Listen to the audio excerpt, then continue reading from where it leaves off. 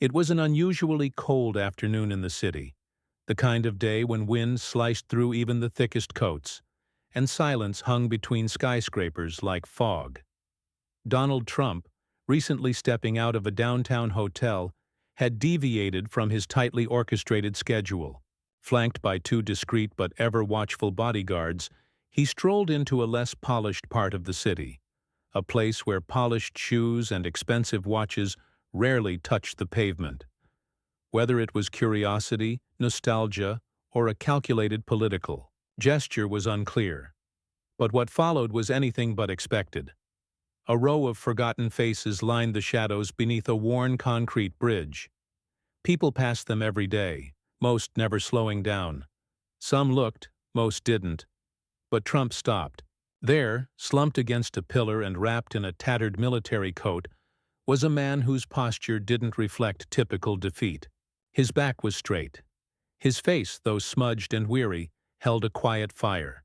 His boots, though worn, were laced with military precision. Trump paused. Something about the man's eyes kept him rooted. They didn't hold out a hand, didn't beg, didn't even look surprised to be seen. There was a familiarity in the way the man observed him, like he wasn't impressed by titles or headlines. Trump took a step forward. His security detail exchanged glances but didn't stop him. The man remained still, only tilting his head slightly, acknowledging the presence of someone who clearly didn't belong here. Trump asked a few questions, more gestures than words, and the man eventually nodded slowly. A veteran. A soldier. Someone who had once served the country now looking up from the cracks of its streets. The irony hung between them like smoke. Moved in a rare moment of personal emotion, Trump reached inside his coat. He pulled out a clean $100 bill, its edges crisp, its presence stark in the shadows. With a small nod, he extended it forward, offering not just money but something resembling dignity. A hand reaching down instead of looking away. A gesture that, in another place, another time, might have been accepted with gratitude. But this moment didn't go the way one would expect. The veteran looked at the bill but didn't take it. His eyes sharpened. His expression shifted, not with confusion or disbelief, but with something darker, heavier. What had been silent respect now hardened into suspicion. And then came the words, cold, direct. The kind that don't echo, but thud. Trump stood still, his hand still outstretched. For a brief second he seemed unsure whether to leave the bill on the ground or put it back in his coat. The veteran's tone had pierced through something. It wasn't just a refusal of charity. It was an accusation, and it came not from a place of bitterness, but from a conviction that ran deep. Around them, the wind kept blowing. A few of the other homeless individuals stirred, sensing a change in the air. The bodyguards took a cautious step closer, not because there was danger but because the mood had turned unexpectedly sharp. Trump finally lowered the bill.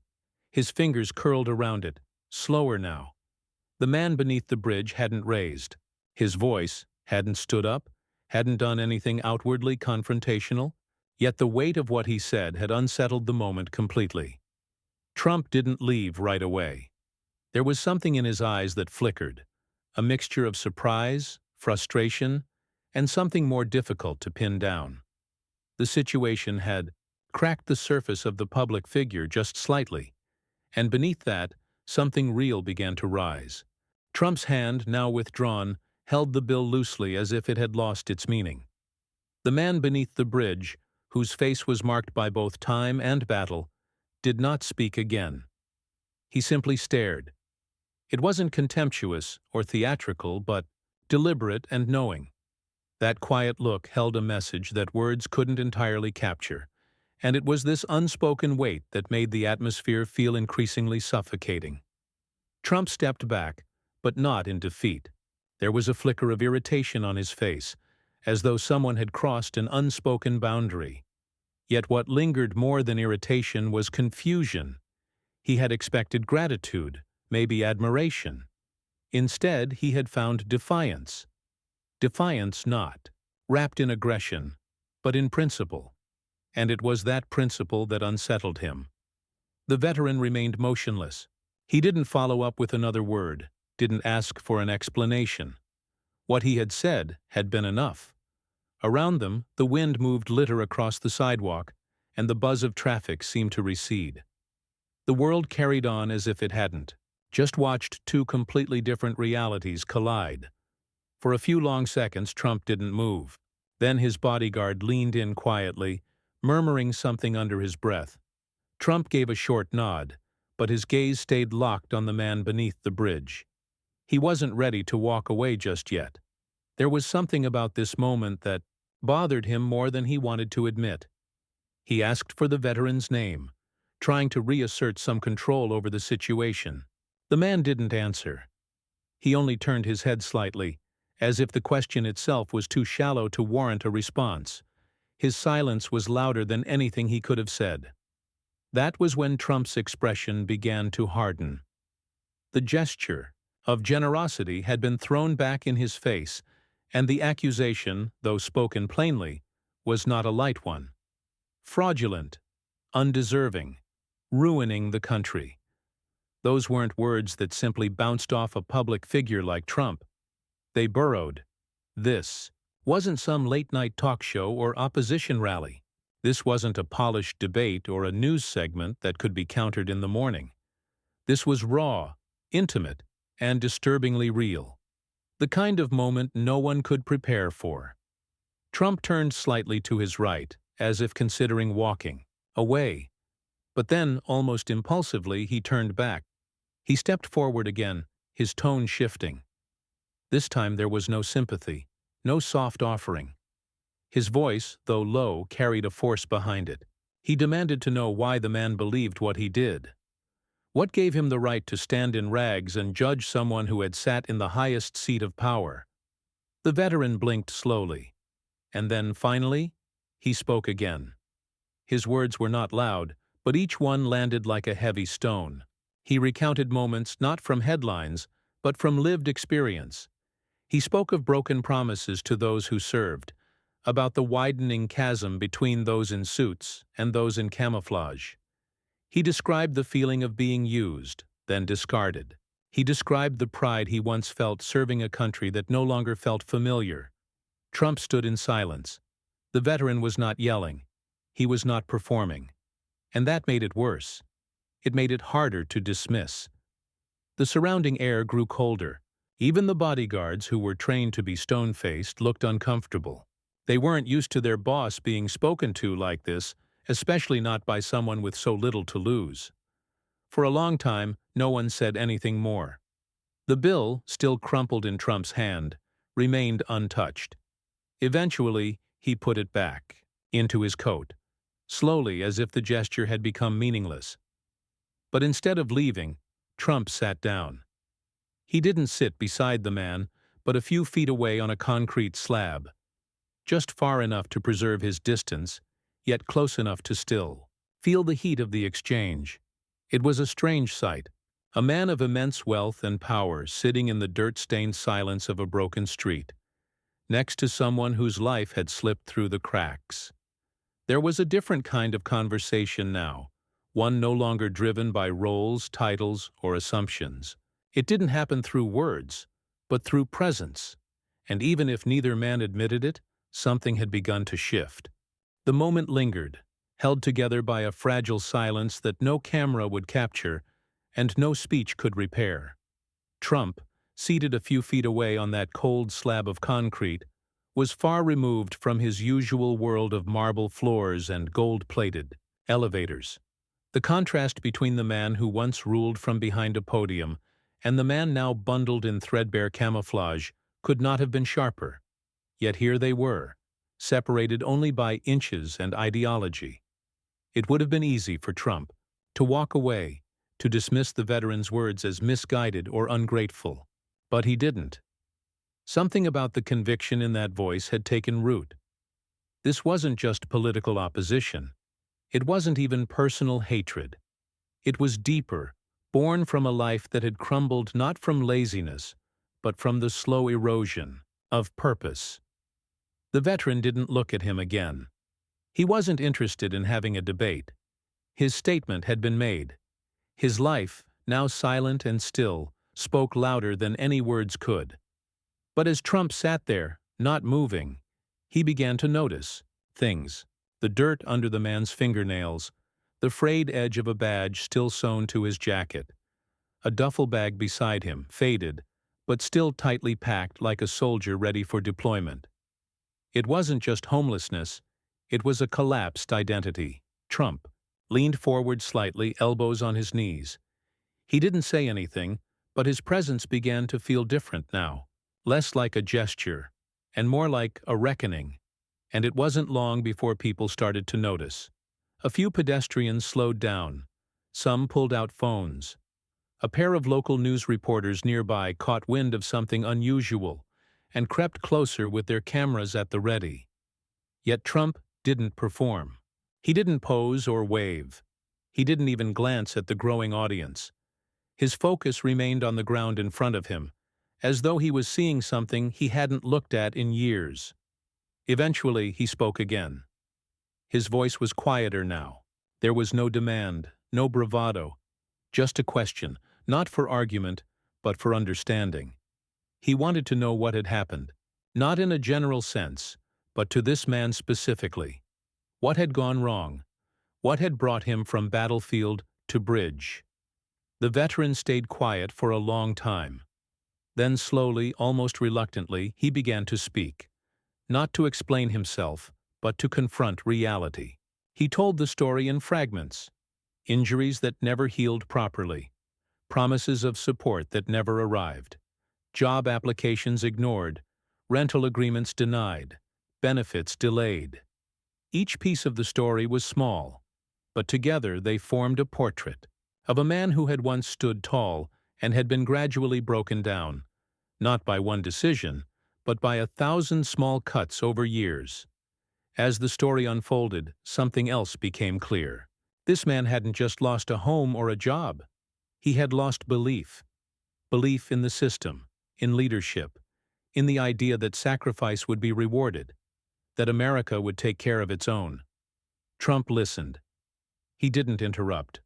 The longer the veteran spoke, the more those around them fell silent too. The phones lowered. The reporters, unsure whether this was a photo opportunity or a moral reckoning, held back.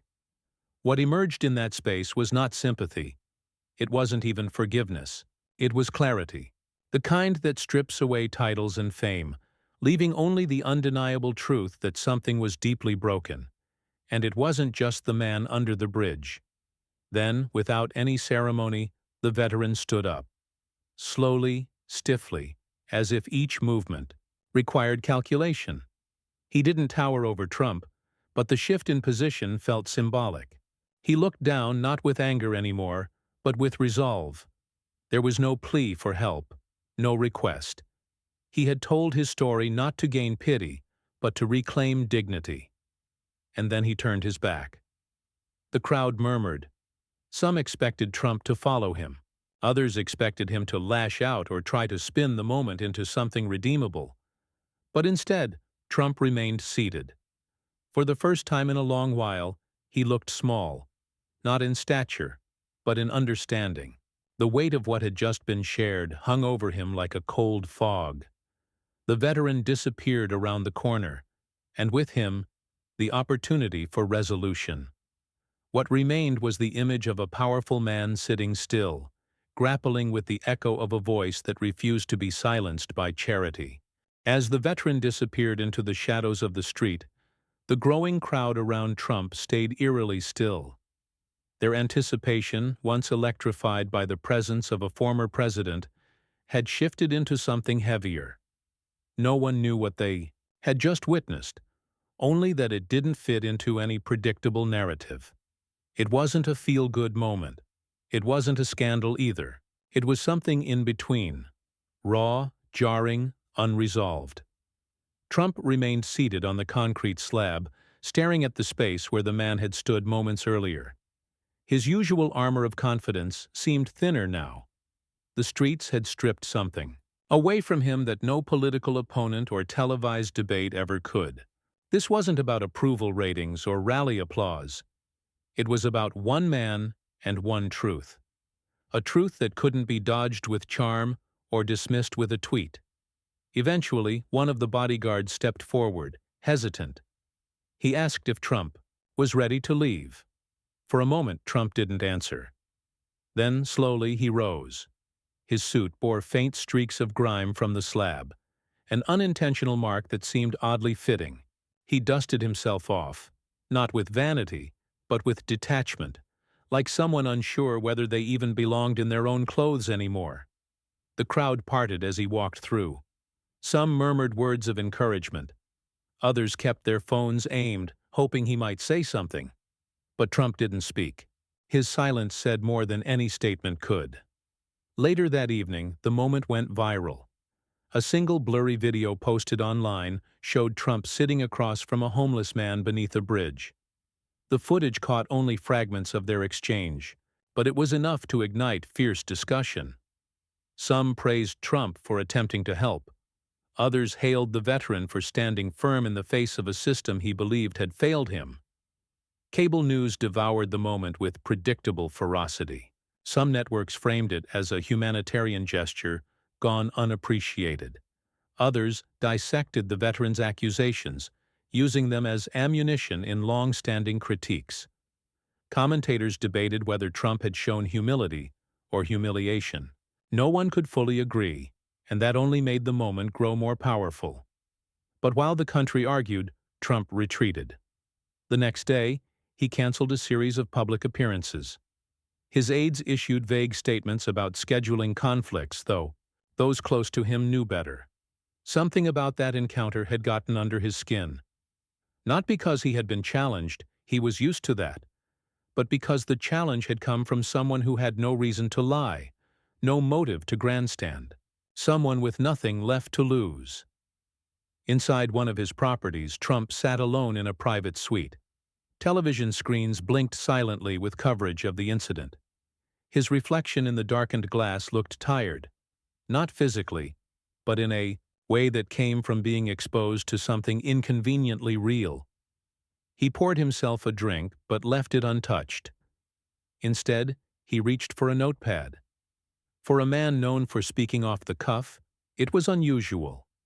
He began to write, slowly at first, then more steadily. It wasn't a speech. It wasn't an apology.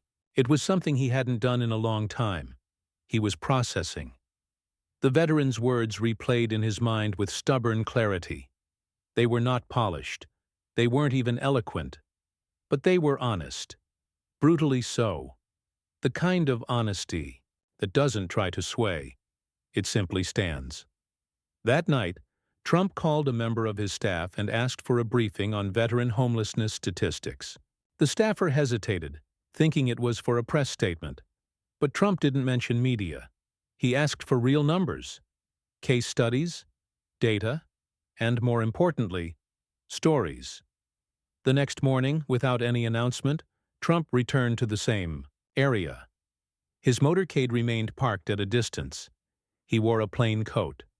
No red tie, no fanfare. He walked the same route, passed the same alley, and returned to the bridge. But the veteran was no longer there. In his place were others. Some nodded in recognition. Some turned away. Trump didn't push for conversation. He just watched, quietly. For a long time. He didn't leave the $100 bill this time. He left something else. Trump stood under the bridge for several minutes, scanning the area as if hoping the veteran might reappear, as if a second encounter might offer closure to the disruption still echoing in his mind. But the man was gone. There was no note, no sign, no answer to the question still lingering in the air. Just the same shadows, the same forgotten corners of a city that had long since moved on. But Trump hadn't. Something about that man's refusal, the dignity in it, the indictment it carried, had taken root deep in his thoughts. He looked down at the cold pavement and noticed the same spot where he had sat the day before. It hadn't changed. The dirt, the damp, the quiet. It was all still there. The world didn't pause just because someone important passed through. Reaching into his coat pocket, Trump pulled out a different item this time. Not money, not something that could be filmed or posted for approval. It was a small envelope, thick with folded papers. On the outside, a name had been scrawled in careful handwriting. It wasn't clear if he'd known the veteran's full name, or if someone on his team had tracked it down afterward. But it was enough to personalize what would otherwise feel transactional. Inside the envelope was no check, no campaign pitch, no publicity stunt. It was documentation, preliminary arrangements for legal aid, veteran outreach programs, and private transitional housing. Real steps. The kind that required no headlines, no applause. He tucked the envelope under a sealed plastic bag beside, the spot where the veteran had rested his head. Then, quietly, he left. Back in his office, Trump said little about the incident. To his staff, he gave sparse instructions. Expand outreach. Reduce wait times for certain aid requests. Cut through bureaucratic delays where possible. But he didn't frame these decisions in personal terms. There was no name-dropping, no storytelling. He simply pushed for it with a clarity his aides hadn't seen from him in months. Meanwhile, the country continued reacting to the viral moment. The internet swarmed with interpretations. One popular clip contrasted Trump's silent stare beneath the bridge with an old rally video, showing a man who once thundered with confidence, now subdued and reflective. Some viewers saw growth. Others saw exposure, but no one saw indifference. Then, just as attention began to shift, another video surfaced. This time, it was from a local charity worker who frequented that neighborhood. The footage wasn't professional, shaky, taken from a phone, poorly lit, but it captured a new layer of the story. The veteran, days later, speaking to the charity worker in a small soup kitchen. He didn't mention Trump by name, but he described the moment with him. He spoke of how he had expected anger or defensiveness or arrogance, but instead the man had listened, had returned. The veteran admitted that he didn't regret what he said. He still believed the country had been led astray. But he also confessed something surprising. He hadn't expected the former president to come back. He hadn't expected him to sit in the dirt twice, to look for him in the same alley most people pretended didn't exist. And that, more than the money, more than the conversation, had shaken him. The video spread quickly, not because it redeemed anyone, but because it showed something rare. Two men from opposite ends of American identity, colliding in a way that neither fully controlled. It wasn't a victory for one side or the other. It wasn't even a reconciliation. But it was real. In a later statement, the veteran described himself not as a symbol, but as a survivor. He said he still didn't trust politics, still didn't believe in saviors. But he acknowledged the moment had given him something unexpected, not hope, exactly, but awareness. A reminder that even the most powerful could be pulled down into the dirt, not by defeat, but by the need to understand. And in that mutual discomfort, something fragile and human had taken root. The days that followed saw a subtle but noticeable shift in Trump's demeanor.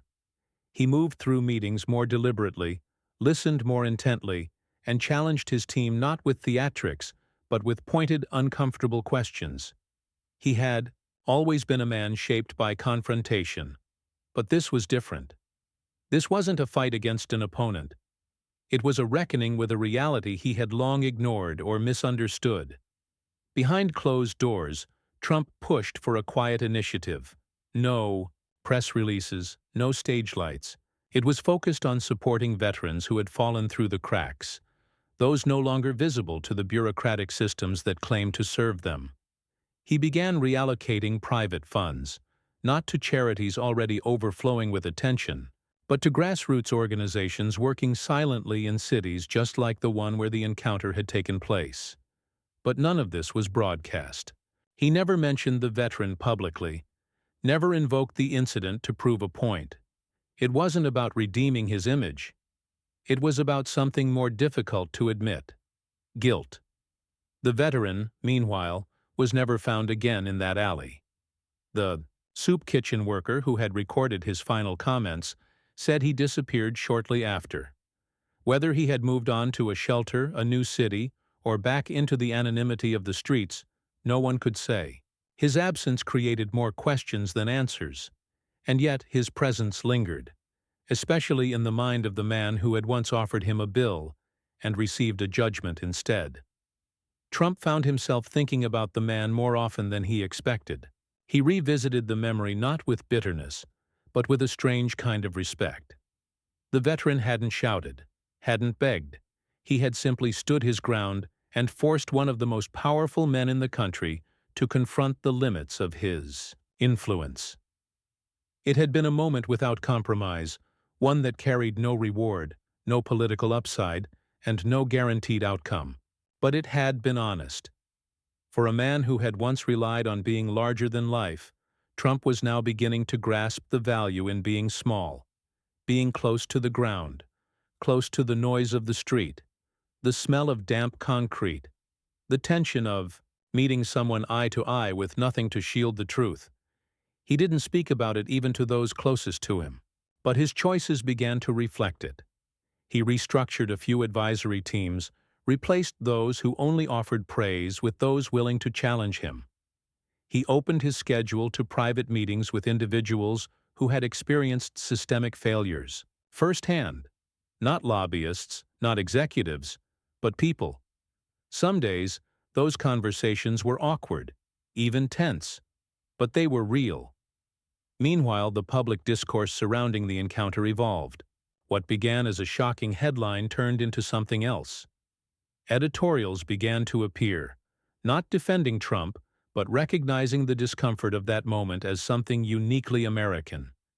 It exposed the quiet chasm between image and impact, between a nation's leadership and its forgotten defenders. Artists painted murals inspired by the bridge encounter. College classrooms discussed the moment as part of courses on ethics and media. And in the streets, copies of the photo showing Trump seated near the veteran began appearing on flyers and posters. It had become a cultural moment, but not in the way Trump might have planned. He never reclaimed control of the narrative, but perhaps that was the point. This wasn't a story meant to be polished and packaged. It was meant to linger, to disturb, to challenge. In his private moments, Trump sometimes revisited the bridge, though never with cameras. Once or twice, he asked his driver to slow down as they passed. He never stepped out again, never spoke to the people there. But he watched, and when he did, there was a look in his eyes that hadn't been there before. A look that hinted not at regret, but at responsibility. He hadn't changed the veteran's mind. He hadn't rescued anyone. But something had shifted, quietly and irreversibly. The next time he was asked in a televised interview what had changed him most in recent years, he paused. The question lingered for a moment before he gave a generic answer. But behind the polished response was a memory no camera had fully captured, no headline had fully owned. A man beneath a bridge who had once refused his help, and in doing so, changed everything. In the months that followed, the moment beneath the bridge faded from the headlines, replaced by newer controversies, fresher scandals, and louder personalities. But for those who had truly paid attention, the impact of that brief, unsettling exchange continued to ripple quietly through the corridors of power. Trump, once known for speaking in sweeping generalizations and moving from conflict to conflict like a bulldozer through a garden, had begun speaking in narrower terms. In a few rare interviews, he alluded to stories that weren't wrapped in applause lines. He spoke of veterans not in slogans but in questions, ones he didn't always have the answers to. It was subtle, easy to miss, and yet for those who had watched him closely, the shift was unmistakable. Privately, Trump commissioned a full report on the psychological effects of military discharge and housing insecurity. Not for the media, not for policy, for himself. The report landed on his desk, in a thick binder, filled with numbers, case studies, and recommendations. It wasn't flattering. It spoke plainly about abandonment, bureaucracy, and a system that rewarded service with silence. He read it more than once. One of his aides later confided to a friend that Trump had taken to keeping the binder near his personal desk, even after more urgent documents came and went. There was a page marked with a folded corner, a single paragraph that described how one of the most common outcomes for long-serving veterans wasn't glory or comfort, but isolation. It was the paragraph that mirrored exactly what Trump had seen in the man beneath the bridge. And in another, unexpected turn, Trump began reaching out, personally. He invited small, local veteran groups to meet him. Not for photo opportunities, not for sweeping gestures, but for private, unrecorded conversations. At first, they were hesitant. Many declined. Some came only out of curiosity. What they found surprised them. There were no promises made, no guarantees. Just a man asking, sometimes clumsily, what had gone wrong, and why. Some of these veterans answered plainly. Some didn't speak at all.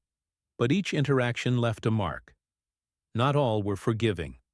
Not all were respectful. But they were honest, and that honesty began changing how Trump approached power. Not publicly, not in a way that would make headlines, but in the infrastructure behind the speeches. He started approving funding for initiatives his previous teams might have laughed off. He gave unexpected green lights to shelters, rehab centers, transition programs, places that worked beneath the radar, places where real change occurred. Without spectacle. Still, Trump never mentioned the man who started it all. Not to the media, not to his allies. It was as though keeping the moment unspoken preserved its truth. But even if he never said his name, Trump made a quiet habit of repeating one phrase behind closed doors when speaking to his advisors. Ask before you fix. It wasn't a catchy slogan. It didn't make headlines. But to those who knew the story, it made perfect sense.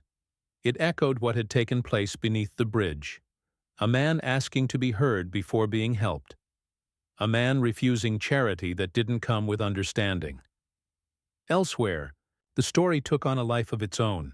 The veteran, never seen again, became a symbol in art and protest alike. His silhouette appeared in murals across cities. His story was adapted into a stage monologue performed in small black-box theaters, where actors portrayed a man who asked nothing, gave nothing, and yet forced change. And Trump? He continued on, carrying the burden not as shame, but as a mirror, a reflection of who he had been and who he might yet become.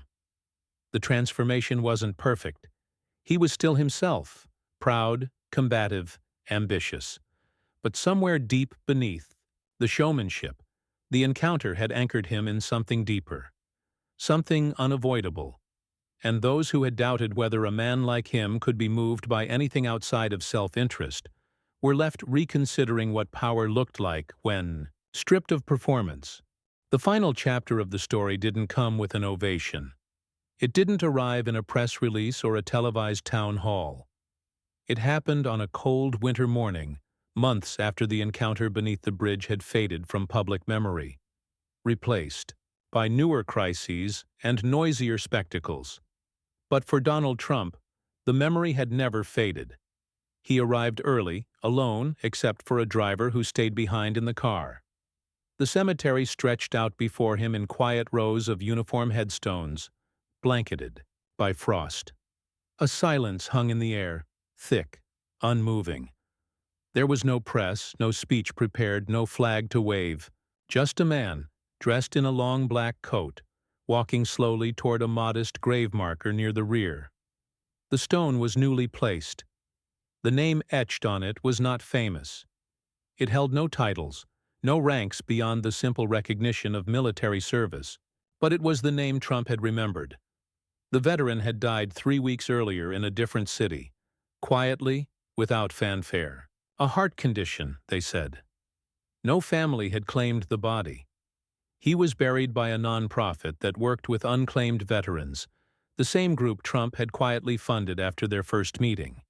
It was only through those private channels that the news had even reached him. Trump stood over the grave for a long time. His hands remained at his sides. There was no one to impress, nothing to gain. The world wasn't watching, and that somehow made the moment more sacred.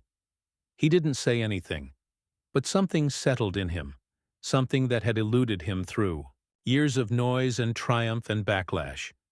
This wasn't an ending. It wasn't even atonement. It was acknowledgement. He reached into his coat pocket one last time.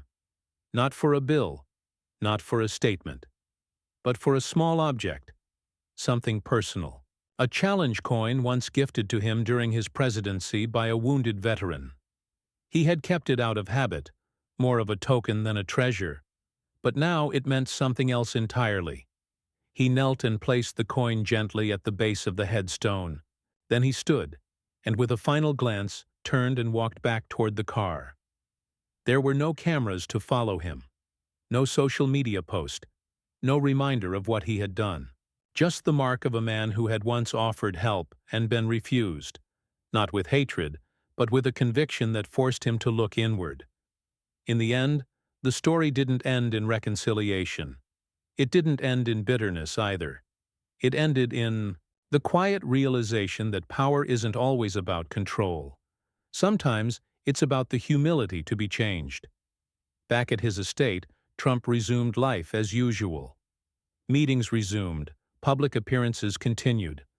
But those closest to him noticed the shift. He spoke differently when the subject of veterans arose. He listened longer. He no longer used the issue as a point of pride. He approached it with something bordering on reverence. And when a new staffer once asked why he funded a long list of anonymous outreach programs that rarely brought political credit, an older aide replied with a shrug. Because one man told him the truth, he said. And for once, he listened. The story of the man under the bridge would never be fully told. It would not become a campaign slogan or a documentary. It would remain what it was, an unscripted moment that neither man could have predicted, and yet one that redefined both in ways no crowd would ever witness. And in that, there was something deeper than politics, something that could not be performed or denied, something, finally, real.